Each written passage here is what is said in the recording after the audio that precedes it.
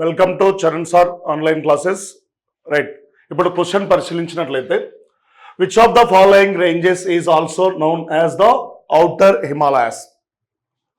So తెలుగులో చూసినట్లయితే క్రింది వాటిలో పర్వత శ్రేణులు ఏ పర్వత శ్రేణిని బాహ్య హిమాలయాలను కూడా పిలుస్తారు? ఏ పర్వత శ్రేణిని బాహ్య హిమాలయాలను కూడా పిలుస్తారో అంటున్నాడు. Options: greater Himalayas, middle Himalayas, Shivalik range, trans Himalayas. So వీటిని మనం హిమాద్రి అని పిలుస్తాం. చూడండి, ఇక్కడ వీటిని గ్రేటర్ హిమాలయాస్ని హిమాద్రి అని పిలుస్తాం. మిడిల్ హిమాలయాస్ని మధ్య హిమాలయాలు,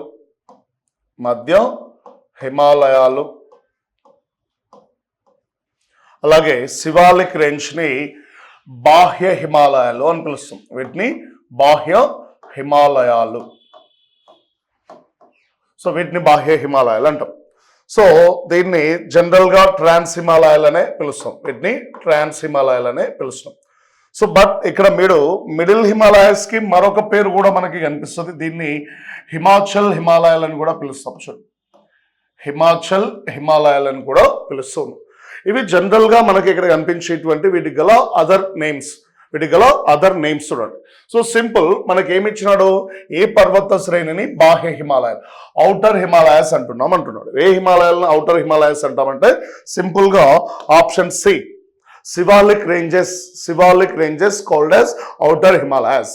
సో వీటికి గ్రేటర్ హిమాలయాస్ అని పిలుస్తున్నాం. చూడండి, దీన్నేమో ఇంకొక పేరుతో చూడండి, దీన్ని ఇంగ్లీష్లో లెస్సర్ హిమాలయాస్ అని కూడా పిలవచ్చు. The Himachal Himalayas also noun as lesser Himalayas. So only Shivalik ranges noun as outer Himalayas. So completely మనం గుర్తుపెట్టుకోవాలి, శివాలిక్ రేంజ్ ని మనం ఇక్కడ ఔటర్ హిమాలయాస్ అని చెప్పి పిలుస్తున్నాం. ఈ క్వశ్చన్ కి ఆన్సర్ ఏంటంటే శివాలిక్. So right.